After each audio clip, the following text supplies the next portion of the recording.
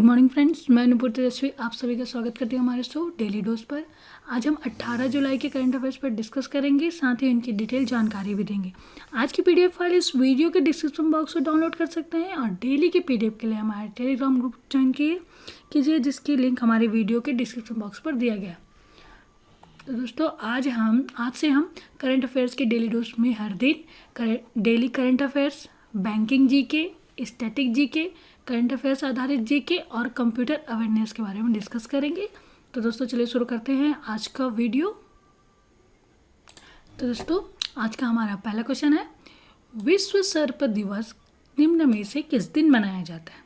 इसका आंसर है D answer सही है हमारा। 16 जुलाई को विश्व सर्प दिवस मनाया जाता है। विश्व भर में हर साल 16 जुलाई को विश्व सर्प दिवस मनाया जाता है और इस दिवस को मनाए जाने का उद्देश्य है विश्व भर में पाए जाने वाले सांपों की विभिन्न प्रजातियों के बारे में जागरूकता बढ़ाना।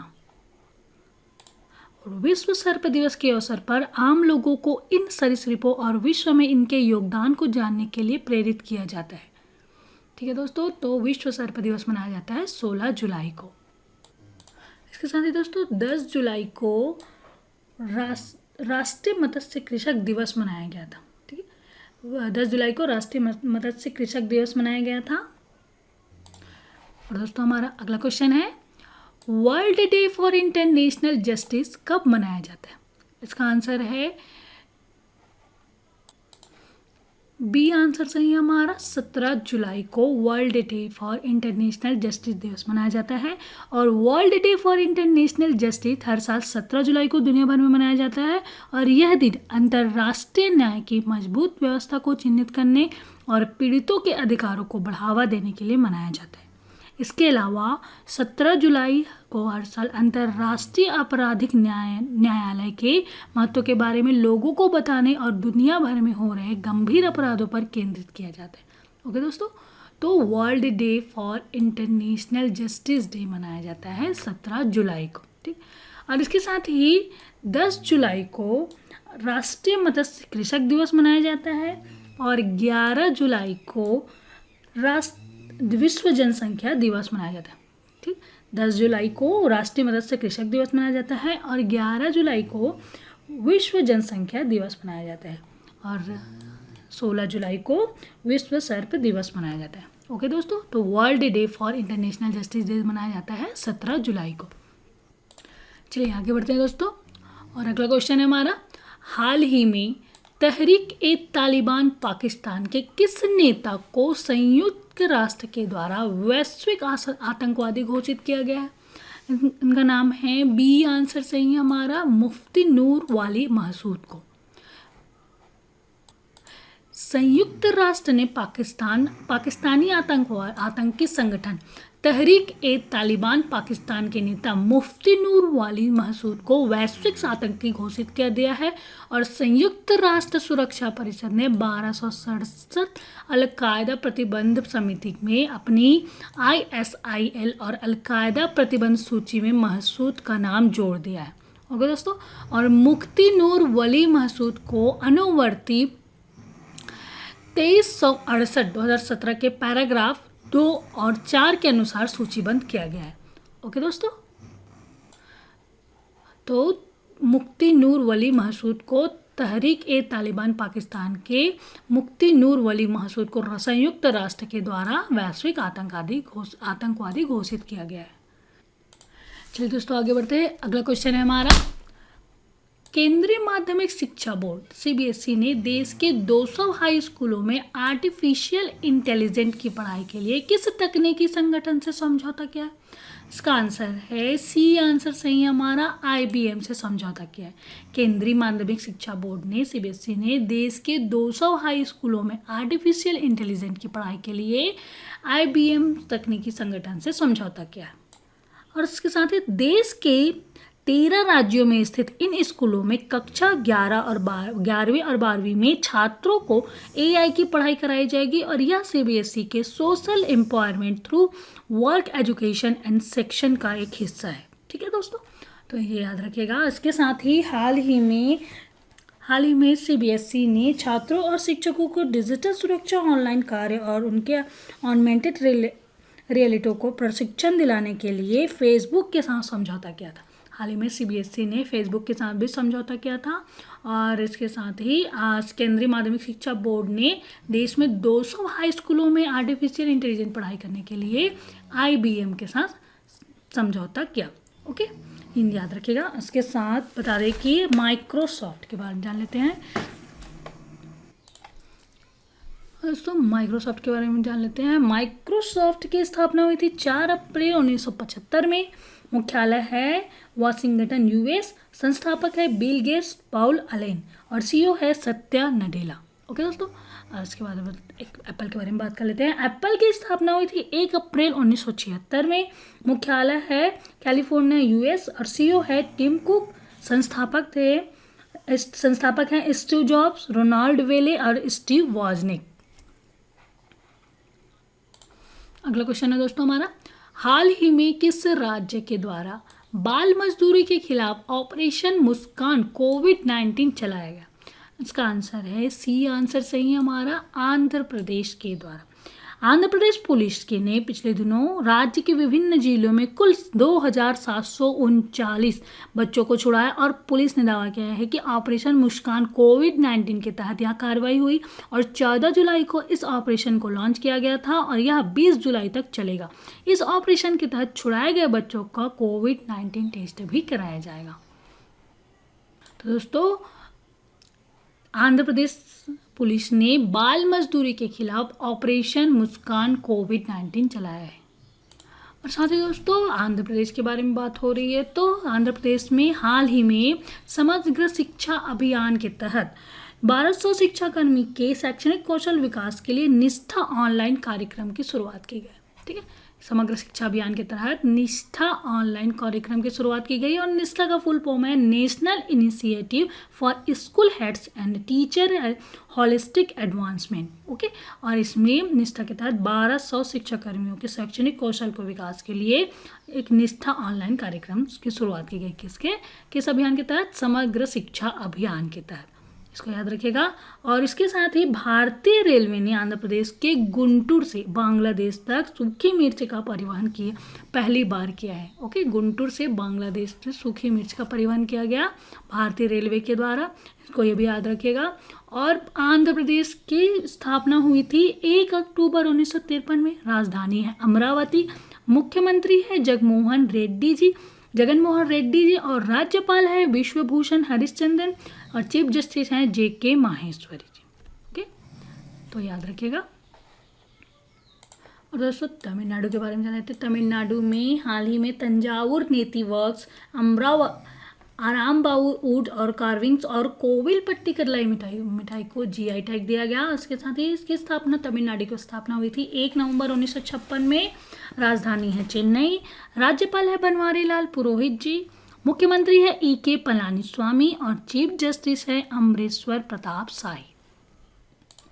महाराष्ट्र के बारे में जानते हैं। महाराष्ट्र में हाल ही में प्रोजेक्ट प्लैटिना के तहत दुनिया का सबसे बड़ा प्लाज्मा थेरेपी परीक्षण शुरू किया गया है और महाराष्ट्र की राजधानी है मुंबई। राज्यपाल है भगत सिंह कोश्यारी। मुख्यमंत्री है उद्धव ठाकरे जी और उप मुख्यमंत्री हैं अजित पवार। केरल के बारे में, केरल की स्थापना हुई थी 1 नवंबर 1956 में। राजधानी है तिरुवनंतपुरम। मुख्यमंत्री है पिनारियाई विजयन। राज्यपाल है आरिफ मोहम्मद खान और चीफ जस्टिस हैं एस मनी कुमार। तो दोस्तों, ये तो था स्टेट्स के बारे में डिटेल्स। और हाल ही में बाल मजदूरी के खिलाफ ऑपरेशन मुस्कान कोविड-19 चलाया जा रहा है आंध्र प्रदेश पुलिस के द्वारा।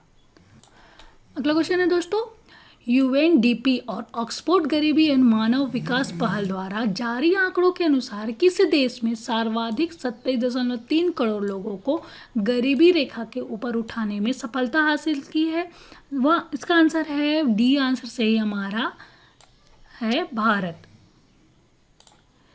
भारत में 2005-06 से लेकर 2015-16 के दौरान 27.3 करोड़ लोग गरीबी के दायरे से बाहर निकले हैं और यह इस दौरान किसी भी देश में गरीबों की संख्या में सर्वाधिक कमी है।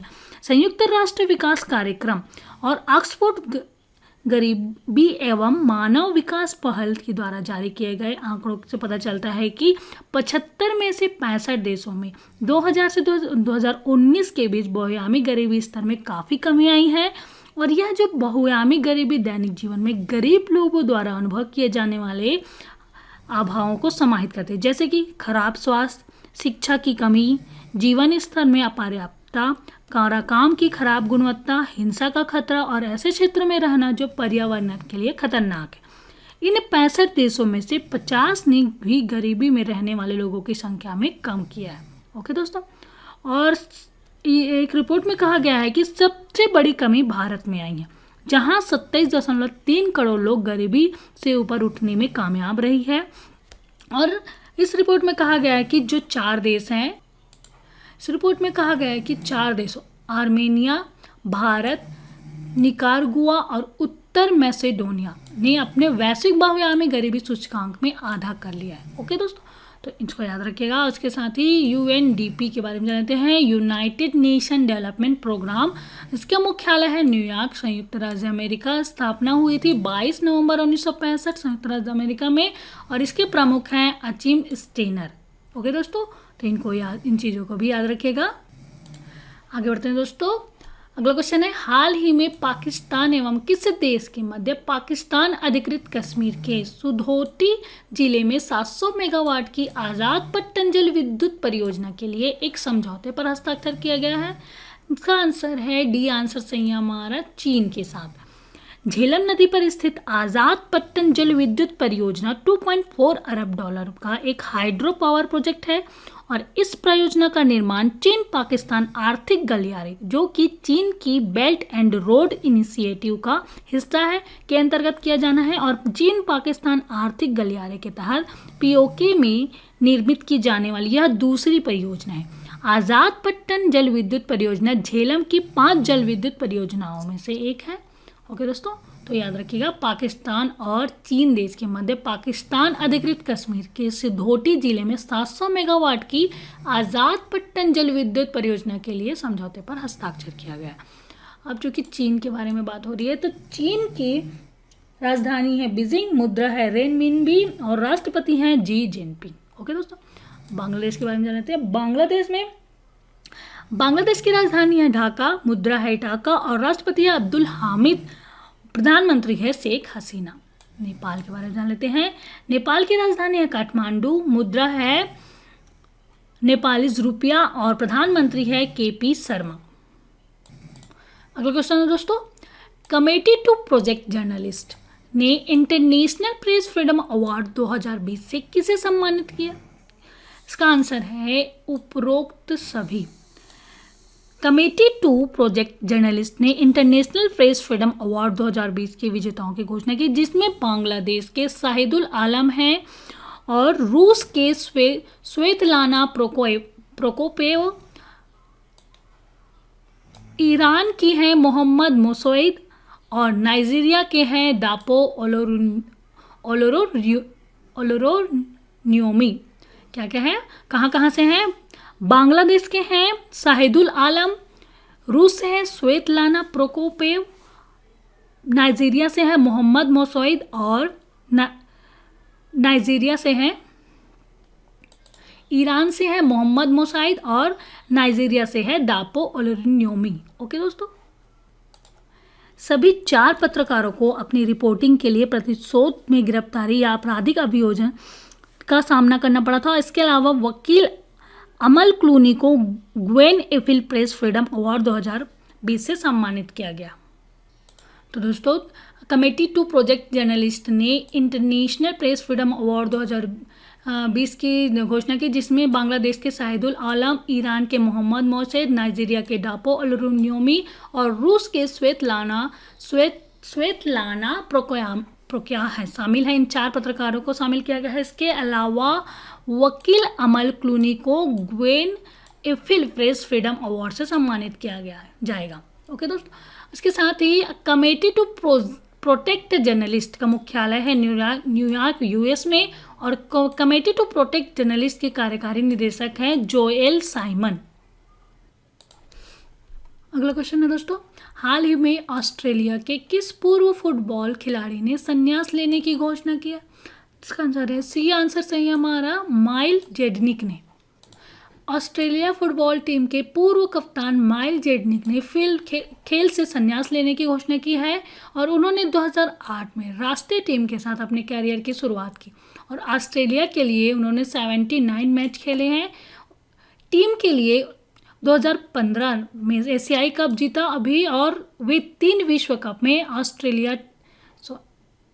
और उन्होंने 3 विश्व कप में अपनी राष्ट्रीय टीम के लिए खेले थे। तो दोस्तों, ऑस्ट्रेलिया फुटबॉल टीम के पूर्व कप्तान माइल जेडनिक ने हाल ही में खेल से संन्यास लेने की घोषणा की है। तो दोस्तों चलिए आगे बढ़ते हैं। अगला क्वेश्चन है हमारा, किस राज्य की पुलिस ने साइबर अभियान की शुरुआत की? इसका आंसर है सी आंसर सही है हमारा, तेलंगाना राज्य की पुलिस ने साइबर अभियान की शुरुआत की। तेलंगाना राज्य पुलिस की महिला सुरक्षा विंग द्वारा कानूनी सहायता केंद्र सिम्बायोसिस लॉ स्कूल हैदराबाद के सहयोग से साइबर अभियान की शुरुआत किया गया है, और यह अभियान राज्य में बच्चों और महिलाओं के खिलाफ होने वाले ऑनलाइन अपराध से निपटने के लिए शुरू किया गया है। साइबर 1 महीने तक चलने वाला वर्चुअली अभियान है, जो साइबर स्पेस की महिलाओं और बच्चों दोनों के लिए सुरक्षित बनाया गया है। साइबर अभियान जागरूकता पैदा करेगा, जैसे कि उन्हें सचेत रहने में, साइबर हमले का शिकार बनने से के लिए सक्रिय कदम उठाने की पेशकश करेगा। साइबर अभियान लोगों को सचेत रहने और साइबर हमले के शिकार बनने से बचने के लिए जागरूक करेगा, और यहाँ पीडोफाइल गतिविधि, नाबालिगों का यौन उत्पीड़न और व्यक्तिगत गतिविधियों की ऑनलाइन जानकारी शिक्षा गतिविधि की समानता के तहत यौन उत्पीड़न की घटनाओं पर ध्यान केंद्रित करेगा। तो दोस्तों, तेलंगाना राज्य पुलिस की महिलाओं द्वारा सुरक्षा विंग द्वारा कानूनी सहायता केंद्र सिम्बायोसिस लॉ स्कूल हैदराबाद की सहायता से साइबर अभियान शुरू किया गया है।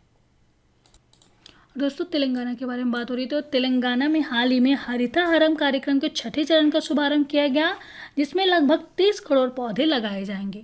और इसके साथ ही तेलंगाना की स्थापना हुई थी 2 जून 2014 में। राजधानी है हैदराबाद, राज्यपाल है तमिलाई साई सौंदर्यराजन, मुख्यमंत्री है केंद्र के चंद्रशेखर राव, और चीफ जस्टिस हैं राघवेंद्र सिंह चौहान। दोस्तों, मध्य प्रदेश के बारे में जान लेते हैं। तो दोस्तों, मध्य प्रदेश सरकार के द्वारा हाल ही में रोको टोको अभियान की शुरुआत की गई। उसके साथ ही हमारा घर हमारा विद्यालय योजना की भी शुरुआत हुई, जिसके तहत मध्य प्रदेश राज्य सरकार ने छात्रों की शैक्षणिक नियमितता को बनाए रखने के लिए हमारा घर हमारा विद्यालय अभियान की शुरुआत की। ओके, और मध्य प्रदेश के रीवा जिले में एशिया का सबसे बड़ा सौर ऊर्जा संयंत्र स्थापित किया गया है। ठीक है दोस्तों, और साथ ही बता दें, एक सार्थक ऐप लॉन्च किया गया, जिसमें किल कोरोना अभियान की शुरुआत की गई, और कोविड-19 के प्रसार को कंट्रोल करने के लिए किल कोरोना अभियान की शुरुआत की गई। इसके साथ ही मध्य प्रदेश सरकार ने प्रधानमंत्री स्वनिधि योजना को लागू करने वाला सबसे आगे है, देश में सबसे आगे राज्य कौन सा बन गया है प्रधानमंत्री स्वनिधि योजना को या लागू करने वाला? मध्य प्रदेश राज्य। ओके दोस्तों, तो इतना याद रखिएगा। और मध्य प्रदेश के बारे में और जान लेते हैं। मध्य प्रदेश की स्थापना हुई थी 1 नवंबर 1956 में। राजधानी है भोपाल, मुख्यमंत्री है शिवराज सिंह चौहान, राज्यपाल हैं आनंदीबेन पटेल, क्योंकि वहाँ लालजी टंडन राज्यपाल हैं, लेकिन उनकी तबीयत ठीक ना होने की वजह से उत्तर प्रदेश की राज्यपाल आनंदीबेन पटेल को अभी राज्यपाल के पद पर हैं, और चीफ जस्टिस हैं AK मित्तल जी। तो था मध्य प्रदेश के बारे में। उत्तर प्रदेश के बारे में जान लेते हैं। उत्तर प्रदेश में हाल ही में मिशन वृक्षारोपण 2020 का शुरुआत की गई। इसके साथ ही इसकी स्थापना हुई थी, उत्तर प्रदेश की स्थापना हुई थी 24 जनवरी 1950 में। राजधानी है लखनऊ, मुख्यमंत्री है योगी आदित्यनाथ जी, राज्यपाल है आनंदीबेन पटेल, और चीफ जस्टिस हैं गोविंद माथुर। ओके दोस्तों, और दोस्तों कर्नाटक के बारे में जान लेते हैं। कर्नाटक में हाल ही में कर्नाटक सरकार ने कौशल कनेक्ट फोरम की नामक एक पोर्टल ऐप लॉन्च किया। ठीक है, एक पोर्टल लॉन्च किया है कौशल कनेक्ट फोरम। और इसके साथ ही कर्नाटक की स्थापना हुई थी 1 नवंबर 1956 में। राजधानी है बेंगलोर। राज्यपाल है वजुभाई वाला। मुख्यमंत्री है BS येदियुरप्पा और चीफ जस्टिस हैं अभय श्रीनिवास ओक्का जी। तो दोस्तों इन चीज़ों को याद रखिएगा। और इसके साथ ही साइबर अभियान की शुरुआत की गई है। तेलंगाना राज्य की पुलिस ने साइबर अभियान की शुरुआत की। चलिए दोस्तों आगे बढ़ते हैं। अगला क्वेश्चन है हमारा, किस राज्य के मुख्यमंत्री के द्वारा the Tangams and ethnolinguistic study of the critically endangered group of Arunachal Pradesh नामक पुस्तक का विमोचन किया गया? इसका आंसर है ए आंसर सही है हमारा, अरुणाचल प्रदेश। दोस्तों अरुणाचल प्रदेश के मुख्यमंत्री पेमा खांडू के द्वारा the Tangams and ethnolinguistic study of the critically endangered group of Arunachal Pradesh नामक पुस्तक का विमोचन किया गया। और यह पुस्तक अरुणाचल प्रदेश की विलुप्त होती समुदाय की भाषा टंगम्स पर आधारित है, जो अरुणाचल प्रदेश के ऊपरी सियांग जिले के कोगिंग गांव में रहते हैं।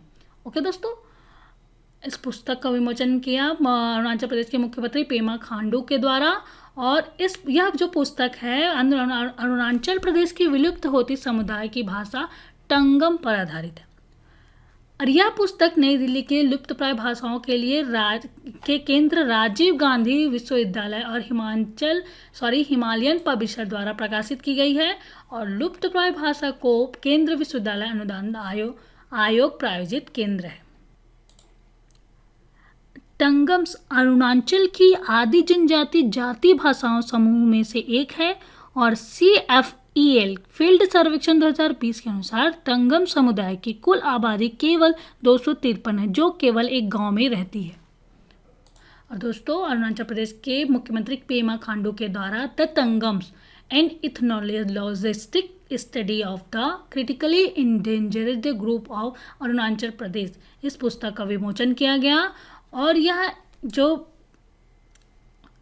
पुस्तक है विलुप्त होती समुदाय की भाषा टंगम पर आधारित है। और यह पुस्तक नई दिल्ली के लुप्तप्राय भाषाओं के केंद्र राजीव गांधी विश्वविद्यालय और हिमालयन पब्लिशर द्वारा प्रकाशित की गई है। दोस्तों असम के बारे में जान लेते हैं। असम के हाल ही में देहिंग पटकाई वन्यजीव अभ्यारण्य को राष्ट्रीय उद्यान का दर्जा दिया जाएगा। और इसके साथ ही असम की स्थापना 26 जनवरी 1950 में हुई थी। राजधानी है दिसपुर। राज्यपाल है जगदीश मुखी जी और मुख्यमंत्री है सर्बानंद सोनोवाल। ओके, आंध्र प्रदेश के बारे में जान लेते हैं। आंध्र प्रदेश में हाल ही में निष्ठा 1200 शिक्षाकर्मी के शैक्षणिक कौशल विकास के लिए निष्ठा ऑनलाइन कार्यक्रम शुरू किया गया समग्र शिक्षा अभियान के तहत। और निष्ठा का फुल फॉर्म है national initiative for school heads and teacher holistic advancement. Okay दोस्तों, और हाल ही में भारतीय रेलवे ने आंध्र प्रदेश के गुंटूर से बांग्लादेश में सूखी मिर्च का परिवहन किया पहली बार। ओके, और आंध्र प्रदेश के बारे में बात हो रही है तो आंध्र प्रदेश की स्थापना हुई थी 1 अक्टूबर 1953 में। राजधानी है अमरावती। मुख्यमंत्री है जगन मोहन रेड्डी जी। राज्यपाल है विश्वभूषण हरिश्चंद्रन। चीफ जस्टिस है JK माहेश्वरी जी। कर्नाटक के बारे में, कर्नाटक की स्थापना हुई थी 1 नवंबर 1956 में। राजधानी है बेंगलोर। राज्यपाल है वजुभाई वाला। मुख्यमंत्री है BS येदियुरप्पा। चीफ जस्टिस है अभय श्रीनिवास ओक्का जी। चलिए आगे बढ़ते हैं। अगला क्वेश्चन है हमारा, देश भर के युवाओं को कैरियर परामर्श देने के लिए किसने सैप इंडिया के साथ साझेदारी की है? इसका आंसर है ए आंसर सही है हमारा, यूनिसेफ इंडिया ने। यूनिसेफ इंडिया ने देश भर के युवाओं को कैरियर परामर्श देने के लिए सैप इंडिया के साथ साझेदारी की। और दोनों के बीच हुई इस साझेदारी का उद्देश्य कोविड-19 के वर्तमान काल और इसके बाद के समय में युवाओं के रोजगार कौशल में सुधार करना है। इस पहल के तहत यूनिसेफ ने भारत के बेरोजगार युवाओं को डिजिटल शिक्षा के साथ साथ व्यावसायिक कौशल प्रदान करने के लिए युवाओ जनरेशन अनलिमिटेड के साथ सहयोग किया है। इस साझेदारी का मुख्य उद्देश्य युवाओं को सशक्त बनाना, उनकी रचनात्मकता समस्या को सुलझाने और उन्हें लीडरशिप के लिए तैयार करना है, ताकि वे अपने समुदायों के साथ साथ अपने जीवन को बेहतर बना सके। और इसका उद्देश्य को इस प्रकार से प्राप्त किया जाएगा, जैसे कि युवा लोगों के लिए डिजिटल कौशल और जीवन कौशल में सुधार, युवाओं को कैरियर विकल्पों का उपलब्ध कराना, भारत सरकार के साथ साथ अन्य राज्यों में मॉडल को फिर से तैयार करना और 2022 के अंत तक 10 लाख युवाओं तक का लाभ पहुंचाना इसका उद्देश्य है। अगला क्वेश्चन है, डैकर में होने वाले युवा ओलंपिक खेलों को कब तक स्थगित कर दिया गया है? इसका आंसर है सी आंसर सही है हमारा, 2026 तक युवा ओलंपिक खेलों को स्थगित कर दिया गया है, जो कि डैकर में होने वाली थी। सेनेगल और अंतर्राष्ट्रीय ओलंपिक समिति ने 2022 में डैकर में होने वाले युवा ओलंपिक खेलों को स्थगित करने के फैसले पर पारस्परिक रूप से सहमति जताई है और युवा ओलंपिक खेल अब साल 2026 में आयोजित किए जाएंगे। अंतर्राष्ट्रीय ओलंपिक समिति का मुख्यालय है लॉजेन, स्विट्जरलैंड में और अंतर्राष्ट्रीय ओलंपिक समिति के अध्यक्ष हैं थॉमस बाक। सेनेगल कैपिटल है डैकर और सेनेगल मुद्रा है पश्चिमी अफ्रीका CAF फ्रैंक। अगला क्वेश्चन है हमारा, किसने एरोस्पेस और डिफेंस मैन्युफैक्चरिंग टेक्नोलॉजीज पर सम्मेलन के 5वें संस्करण की शुरुआत की? इसका आंसर है डी आंसर सही है हमारा, श्रीपद येसो नाइक ने। 15 जुलाई 2020 को श्रीपद येसो नाइक जी ने नई दिल्ली में aerospace and defence manufacturing technology पर 5वें संस्करण के सम्मेलन की शुरुआत की और यह सम्मेलन भारतीय उद्योग परिसंघ, तमिलनाडु प्रौद्योगिकी विकास और संवर्धन केंद्र और society of Indian defence manufacturing के सहयोग से आयोजित किया गया था। चलिए आगे बढ़ते हैं। अगला क्वेश्चन है हमारा, हाल ही में किसे infra business leader of the year पुरस्कार से सम्मानित किया गया है? उनका नाम है, ए आंसर सही है हमारा, वेद प्रकाश दुडेडा जी को infra business leader of the year पुरस्कार से सम्मानित किया गया है। और दोस्तों,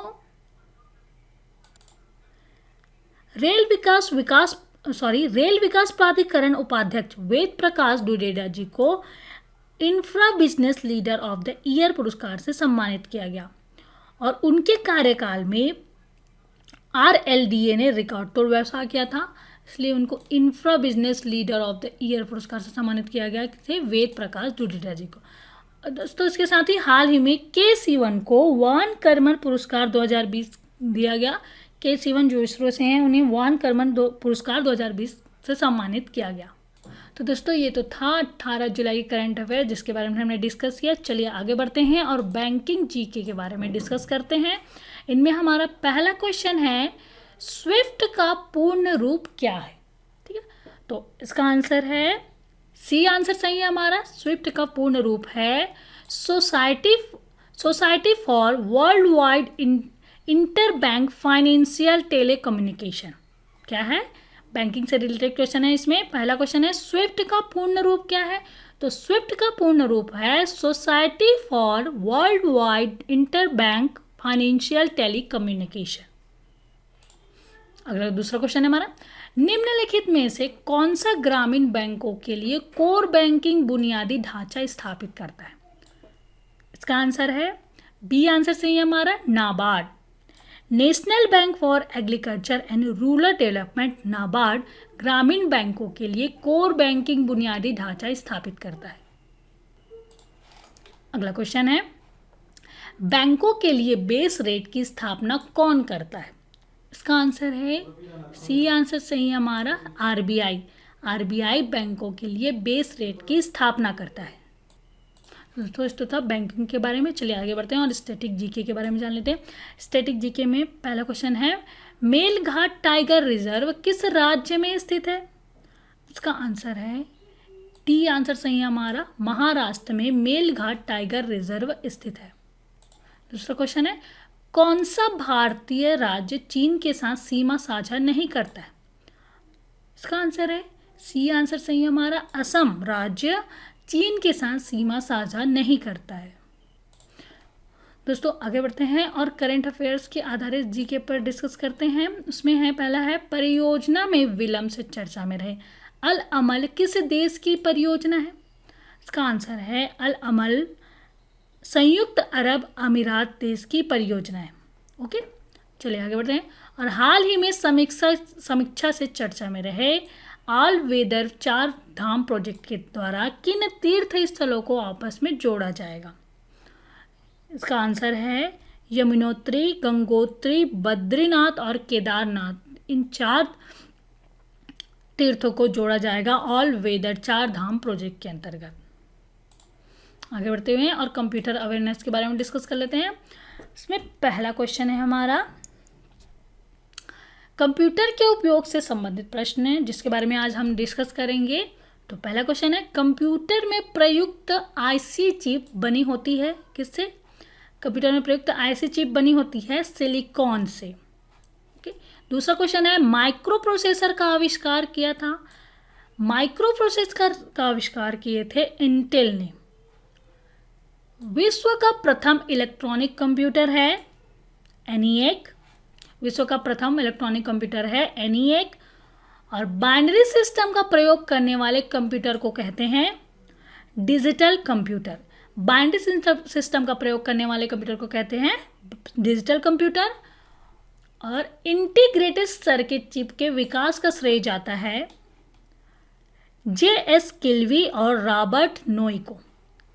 इंटीग्रेटेड सर्किट चिप का विकास का श्रेय किसे जाता है? JS किल्वी और रॉबर्ट नोई को।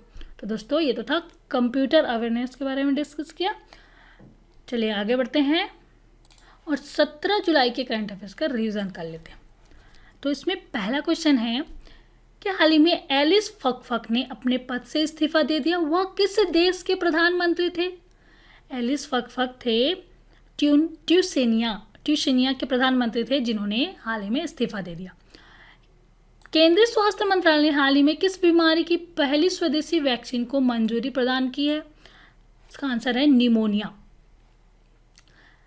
मानव संसाधन विकास मंत्रालय द्वारा आंध्र प्रदेश में 1200 शिक्षाकर्मी के शैक्षणिक कौशल उन्नयन हेतु समग्र शिक्षा अभियान के तहत किस ऑनलाइन कार्यक्रम की शुरुआत की गई? इसका आंसर है निष्ठा ऑनलाइन कार्यक्रम की शुरुआत की गई।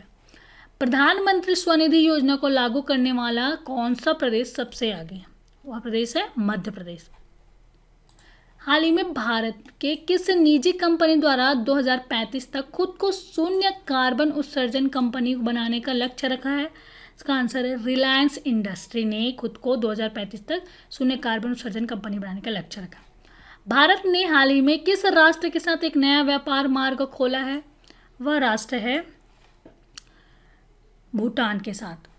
किस मंत्रालय ने डिजिटल शिक्षा का प्रज्ञाता दिशा निर्देश जारी किया है? वह मंत्रालय है मानव संसाधन विकास मंत्रालय। भारतीय रेलवे का पहला केबल स्टे रेल ब्रिज अंजी खड़ पुल किस राज्य केंद्र शासित प्रदेश में स्थित है? वह राज्य है जम्मू और कश्मीर। भारतीय विमानपत्तन प्राधिकरण ने नागरिक उड्डयन उद्योग में सहयोग के लिए किस सार्वजनिक उपक्रम के साथ समझौते ज्ञापन पर हस्ताक्षर किया?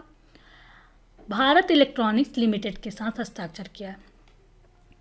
किसे ग्लोबल ह्यूमैनिटेरियन अवार्ड 2020 से सम्मानित किया जाएगा? उनका नाम है सचिन अवस्थी को ग्लोबल ह्यूमैनिटेरियन अवार्ड 2020 से सम्मानित किया जाएगा। चुनाव आयुक्त अशोक लवासा को हाल ही में किस बैंक का उपाध्यक्ष नियुक्त किया गया है? वह बैंक है एशियाई विकास बैंक ADB, एशियाई विकास बैंक। हाल ही में बांग्लादेश में भारत के अगले उच्चायुक्त के रूप में नियुक्त किया गया है विक्रम दुरई स्वामी को। बांग्लादेश में भारत के अगले उच्चायुक्त नियुक्त हुए। और स्पोर्ट अड्डा के ब्रांड एम्बेसडर के रूप में किसे नियुक्त किया गया है? स्पोर्ट अड्डा के ब्रांड एम्बेसडर बने हैं ब्रेटली। फीफा विश्व कप 2022 के किस देश में आयोजित किया जाएगा? या कतर में आयोजित किया जाएगा। इसके साथ ही लास्ट क्वेश्चन है हाल ही में नीला सत्यनारायण का निधन हो गया। वह किस राज्य की पहली महिला चुनाव आयुक्त थी? वे महाराष्ट्र की राज्य की पहली महिला चुनाव आयुक्त थी नीला सत्यनारायण, जिनका हाल ही में निधन हो गया। तो दोस्तों ये तो था 18 जुलाई के करंट अफेयर्स जिसके बारे में हमने डिस्कस किया। आज का वीडियो कैसा लगा प्लीज़ कमेंट करके हमें बताइए, और अच्छा लगे तो लाइक कीजिए और ज़्यादा से ज़्यादा अपने दोस्तों को शेयर कीजिए। अभी तक आपने हमारे चैनल को सब्सक्राइब नहीं किया है तो प्लीज़ सब्सक्राइब कीजिए और डेली नोटिफिकेशन के लिए बेल आइकॉन को प्रेस कीजिए। तो दोस्तों कल फिर मिलते हैं एक नए वीडियो के साथ, तब तक के लिए good day, bye, thank you.